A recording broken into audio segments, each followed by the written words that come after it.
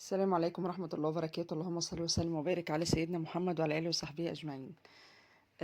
بصوا النهاردة إن شاء الله هنعمل شوية تفريزات بسيطة جدا جدا وخفيفة. مش تفريزات بالمعنى المفهوم بقى إن أنا هجيب واملة والكلام ده كله، لا خلاص بقى. بس برضو يعني الأمر ما يسلمش إن احنا نخلي حاجات في الفريزر هتنفعنا. وأنا شايفة إن الحاجات في الفريزر بصراحة بتستر البيت بمعنى أصح وبتنفع جدا جدا. يلا نخش على الفيديو واحنا شغالين كده هتكلم معاكم. بصوا مبدئيا كده انا جايبه البنجر، والبنجر ده يا جماعه انا ما بستغناش عنه ابدا ابدا ابدا، سعره كويس في السوق. بدخله في ايه؟ بدخله في صلصه الطماطم، بدخله في العصاير، الرمان، الفراوله، حلو قوي. المهم انا بجيبه زي ما انتم شايفين كده. ده طبعا شكله اول ما بيتجاب بروح مقشراه. قشريه بقى بالسكينه، بقشره البطاطس زي ما انت عايزه. وبعد كده بشطفه كويس قوي، هوريكم ايه انا بعمل فيه ايه. زي ما قلت لكم انا مش عامله الفيديو ده تفريزات بالمعنى المفهوم، لا انا عامله حاجات بسيطه قوي بحيث ان هي يعني تكفيني ان شاء الله شهر رمضان.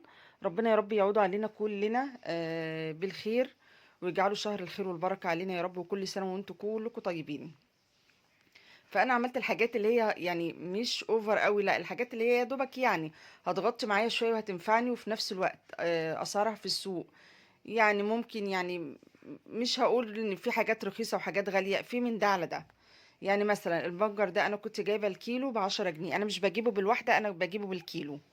خلاص، فطبعا ده على حسب كل واحدة والمنطقة اللي هي فيها، فانا بالنسبة لي كنت جايبة الكيلو ب10 جنيه.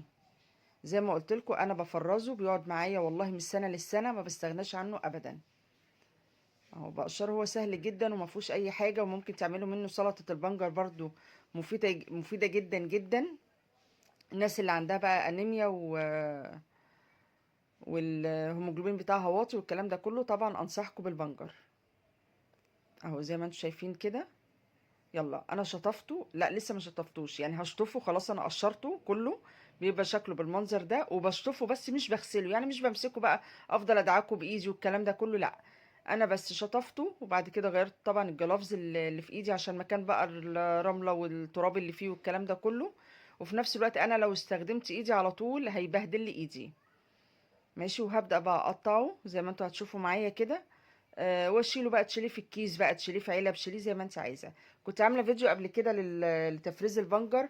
كنت عامله كل مثلا مكعبين 3 كده في استرتش ولفيهم، بس خلاص بقى الكلام ده كان زمان. الاسعار دلوقتي يعني ربنا يرحمنا برحمته، الاسترتش طبعا اللي هو البلاستيك راب يعني. آه الاسعار كلها زادت، يعني مش مره ولا اتنين، لا ده اكتر من كده طبعا كلكم عارفين. فخلاص جبت علبة كده زي ما انتم شايفين، وهبدأ اقطعه مكعبات. وهو بمنتهى السهولة بتفتح تاخدي مثلا المكعبات اللي انتوا عايزينها، وبيبقى مفكوك يعني ما بيبقاش مجمد في بعض ولا اي حاجة. طيب لو هتحطي منه في صلصة الطماطم اوعي تكتري منه ابدا، لانه بيحول اللون خالص للون وردي كده، مش حلو. فخليكي دايما في المعقول. فهتحطي على حسب كمية الطماطم اللي عندك، ما تكتريش خلاص. بس حطيته كده في العلب زي ما انتوا شايفين، وهقفل عليه، وهنشوف هنعمل ايه بعديه. ان شاء الله في رمضان هنعمل وصفات اقتصادية ان شاء الله زي ما الطلب مني. هحاول ان شاء الله ابقى متواجدة في رمضان كده، انا بيبقى غصب عني والله، بسبب طبعا ظروف شغلي والضغط بتاع الشغل والكلام ده كله، فمش بعرف اصور كتير. بصوا بقى، جبت هنا كمان قرنبيط، وانا من عشاق القرنبيط بحبه جدا جدا. ما جبتش كتير، جبت 3، ودول حجمهم يعني مش كبير ولا حاجة، حجمهم صغير. كنت جايبة القرنبيط ده بكام؟ كنت جايبة الواحدة ب6 جنيه. الفيديو ده مش لسه اليومين دول ولا الأسبوع ده، لا الفيديو ده تقريبا بقاله حوالي أسبوعين مصوراه. اه أسبوعين 20 يوم حاجة زي كده. بس زي ما قلت لكم بسبب ظروف الشغل ما كنتش عارفة أنزله خالص، ولا أدبلجه ولا منتجه ولا الكلام ده كله. فكنت جايبة القرنبيطاية ب6 جنيه. دلوقتي بصراحة مش عارفة سعرها كام. لما تجيبي القرنبيط ما تجيبيش القرنبيط اللي هي بتبقى هشة كده وفاضية يعني هات القرنبيطة اللي هي بتكون كده يعني مكبوسة في بعض مليانة. خلاص. هبدأ بقى اقطعه كده زي ما انتم شايفين وردات، وطالما هتشيليه في الفريزر يبقى ما تخليش الوردات بتاعتك صغيرة عشان ما تتهريش معاكي بسرعة. انا زي ما قلت لكم انا من عشاق القرنبيط. هبصي بقى تعمليه بقى مقلي بالخلطه بتاعته، البيض والخضره والدقيق. تعمليه بالبيض والبقسماط، عملته معاكم قبل كده كان فظيع قوي جنب شويه مكرونه محمره. تهرسيه وتعمليه قرص كده زي البطاطس، مقليه برضو بالبيض والبقسماط بتبقى حلوه قوي. ممكن تعمليه باللحمه المفرومه صينيه في الفرن. فهو ليه كذا طريقه. يعني هقطع الكميه كلها زي ما انتم شايفين كده. طبعا اي حاجه كده مش ظريفه كده بشيلها، بس هو ما شاء الله بصراحه كان زي الفل معايا، وكان جميل جدا جدا. بعد ما بقطعه بقى بروح شطفاه تحت الحنفيه بميه جاريه كده، شطفه حلوه قوي وغسله حلوه. بس برضو من غير ما ادعك جامد ولا فككه مني. في الوقت ده طبعا انا حاطه ميه على البوتاجاز بتغلي. اهو قطعت الكميه كلها. نروح بقى على البوتاجاز ونشوف هنعمل ايه. بصوا ادي الحله اهي على البوتاجاز، ميه بتغلي. طب هحط في الميه دي ايه؟ هحط كمون وملح وسكر، مش اكتر من كده. القرنبيط بيتعامل شويه معامله الكرنب، خلاص فهو فيه نسبه غازات عاليه. فهحط شويه كمون، هي معلقه صغيره كمون، وشويه ملح وشويه سكر طبعا، على ان السكر ماده حافظه. وخدوا بالكم يا جماعه ان السكر في التفريزات ما بيخليش الحاجه تتهري. تمام. بس واول ما الميه تغلي طبعا هحط القرنبيط بتاعي. اوعي ابدا تسيبيه كتير يتهري منك، يا دوبك بس. هي بس قلبه خلاص هتطلعي على طول، هو ما بياخدش وقت خالص. اهو زي ما انتم شايفين كده. معلش هنا بقى الصوره ما كانتش حلوه قوي لاني كنت ماسكه التليفون بايد وبقلب بالايد التانية. زي ما قلت لكم اوعوا ابدا تسيبوه كتير على البوتاجاز. خدي بالك ان التفريزات اصلا الفريزر بيسوي الحاجه، يعني بيزود تسويه الحاجه. يا دوبك دوست عليها بس بايدي كده، يا دوبك حسيت ان هي خلاص بدأت تطرى معايا، طلعتها على طول. بس هحطها بقى في مصفى واسيبها تتصفى خالص من المية اللي هي فيها واسيبها تبرد. زي ما قلت لكم ان شاء الله هحاول في رمضان اكون متواجده على قد ما اقدر. اي وصفه كده حلوه احس ان انتوا هتستفادوا منها، ولو حتى 1% ان شاء الله هحاول انزلها لكم. وزي ما بقول لكم الناس اللي بتسالني ما بتنزليش فيديوهات ليه، والله يا جماعه غصب عني. والناس اللي كانت طالبه مني كذا وصفه انزلها، ربنا يعيني يا رب واعملها لكم. والله مش ناسي اي حد طلب مني حاجه، بس غصب عني زي ما قلت لكم ضغط الشغل مش اكتر. فربنا يا رب يعيننا كلنا. يعني الدنيا ما بقتش مستاهله والناس كلها تعبانه فيها، فالحمد لله. ربنا بس يدينا الصحه والعافيه ونقدر نشتغل ونقدر نخدم ولادنا، ونقدر نعمل كل حاجه ان شاء الله في بيوتنا. بس زي ما انتم شايفين بعد ما برد خالص حطيته في العلب بقى. حطيه بقى في اكياس، حطيه في اطباق فل زي ما انت حابه حطيه، يعني ما تكلفيش نفسك خالص. جبت ايه كمان؟ جبت فراوله. وعايزه اقول لكم ان التفريزات دي كلها ما كانتش في يوم واحد عشان ما اكدبش عليكم، لا انا عملتها على يومين. يومين او ثلاثة كمان والله. يعني كل ما كنت ببقى معدية من السوق كده الاقي حاجة اجيبها اعملها. بس حطيت لكم المقاطع كلها في فيديو واحد. طيب الفراولة، انا مش عارفة الفراولة السنة دي ولا عايزة ترخص ولا هي حلوة زي كل سنة. يعني انا ولا لقيت الفراولة الصغيرة البلدي الحمراء بتاعتنا، وفي نفس الوقت سعرها غالي، مش عارفة ليه. جبتها، نقعتها في المية، غسلتها كويس جدا جدا لان انتوا عارفين الفراولة بيبقى فيها زي رملة كده.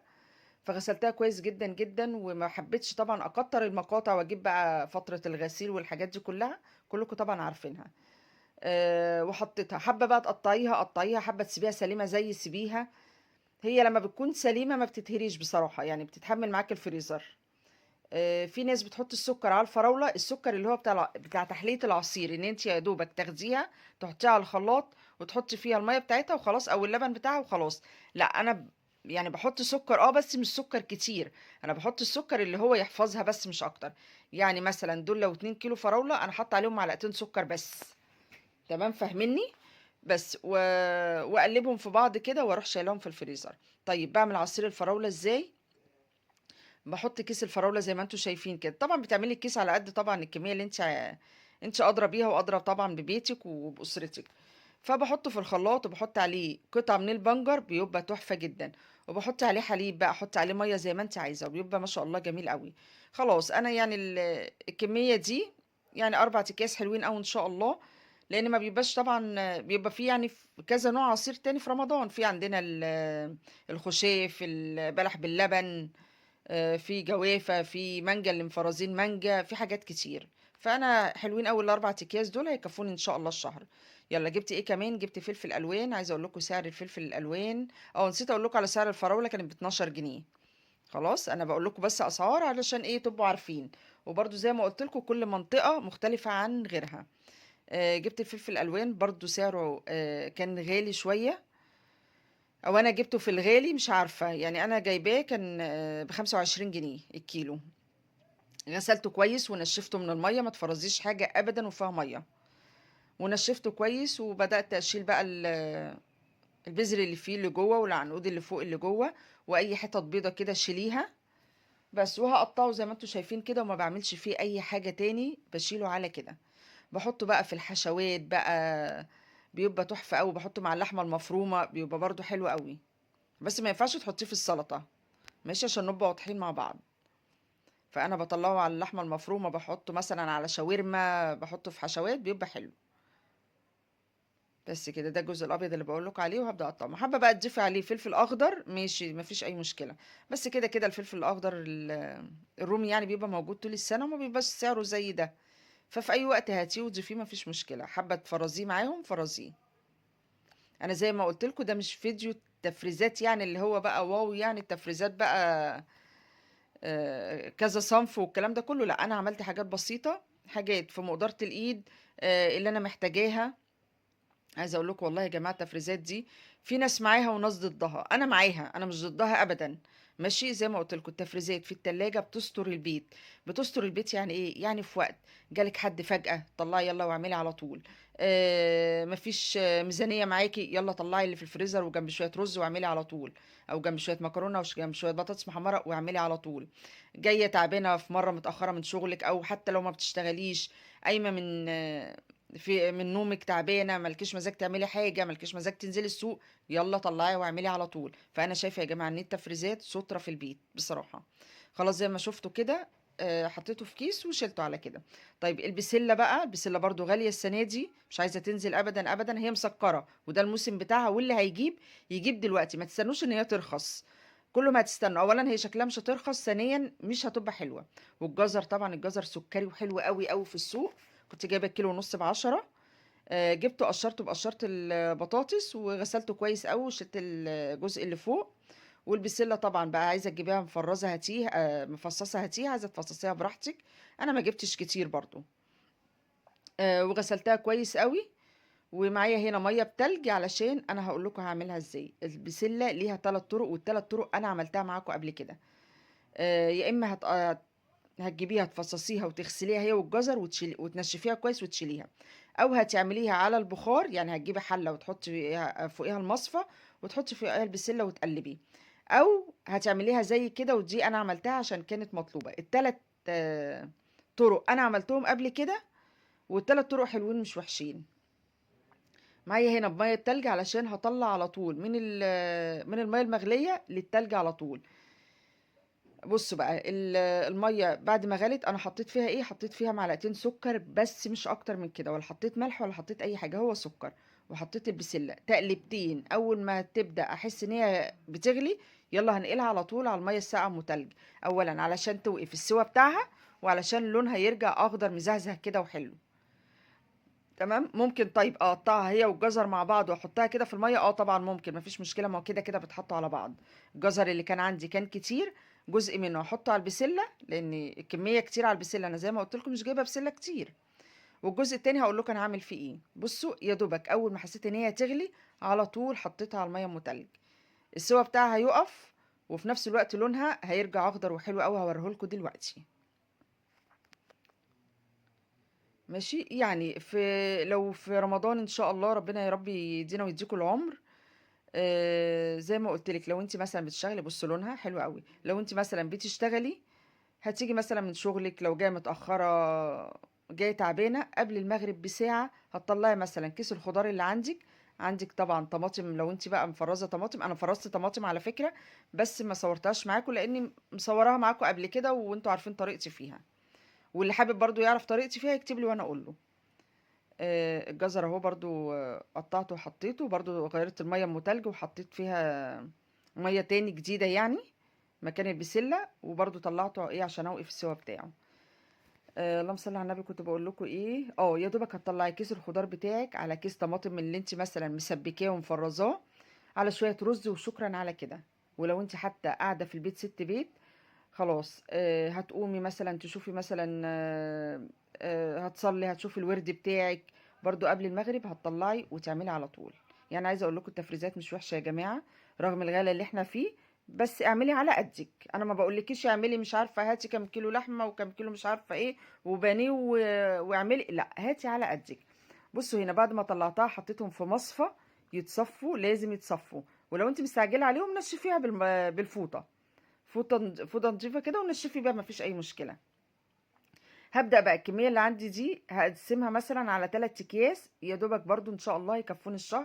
لو كل اسبوع مثلا هعمل كيس ولا حاجه مش مشكله، ما في برضو ايه انواع خضار تاني، يعني مش هنفضل مقضينها بسله بس. فانا شايفه ان هما 3 اكياس حلوين قوي. بصوا المصفى دي جميله قوي، اللي هيسالني عليها تحفه، كنت بدور عليها وما كنتش لاقيها بس الحمد لله لقيتها. هي بتتفتح كده لو انت هتحطيها على الحوض وتغسلي فيها، وبتتلم كده زي ما انتم شايفين. هي سيليكون وحلوه قوي. يلا هبدا بقى احط الجزر كمان على البسله. زي ما قلت لكم انا قسمت الكميه اللي عندي لثلاث اكياس، انا ما جبتش كتير. هي كمان كان سعرها غالي، البسله ب20 جنيه مش عايزه تنزل. بس تمام قوي كده.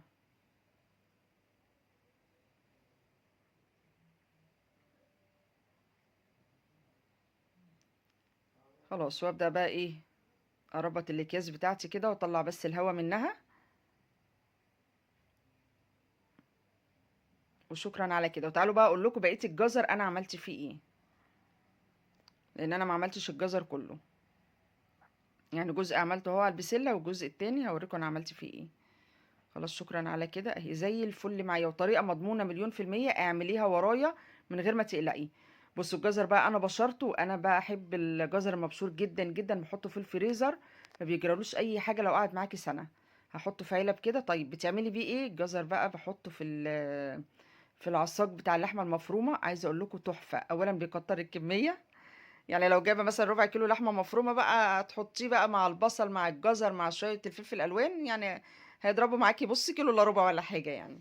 بس هتعملي بقى منه الحشوات بقى، المكرونه البشاميل، الجلاش، الرقاق، السمبوسه. بصي حلو قوي وبيخلي الحاجه مسكره، وهو طبعا انتوا عارفين فوائده يعني مش هتكلم عليه. فانا بجيبه كده وببشره وبشيله. كان ناقص لي بقى في الفيديو ده ايه، كان ناقص لي الكرنب لسه ما جبتوش، بس ان شاء الله هجيبه و... وافرزه برضو. بعمل ايه في الكرنب؟ بجيبه بقى وبسلقه، وانا عملته معاكم قبل كده. اللي حابب ان انا اعمله معاكم يقول لي، واللي عايز يرجع للفيديو السنه اللي فاتت يرجع له برضو هتلاقوه على القناه. بصوا دي الحاجات اللي انا فرزتها. انا طبعا كنت شلت فيها حاجات في الفريزر، طلعتها على السريع كده عشان اوريها لكم. بس بكتب على كل حاجه هي ايه. ليه بقى؟ الحاجه لما بتخش الفريزر ما تعرفوش يا جماعه اشكالها كلها بتبقى شكل بعض. انا طبعا هعرفها، يعني اي ست بيت هتعرفها. بس ولادي بقى لما يجوا يفتحوا ويطلعوا، لا ممكن يطلعوا حاجه وهم كانوا قاصدين حاجه تانية خالص. خلاص فانا بحب دايما متعوده من زمان اكتب على الحاجه كده. يلا يا رب يكونوا استفدتوا ولو حتى 1% من الفيديو. حطوا لايك للفيديو، وكل سنة وانتم طيبين، واقول لكم السلام عليكم ورحمة الله وبركاته.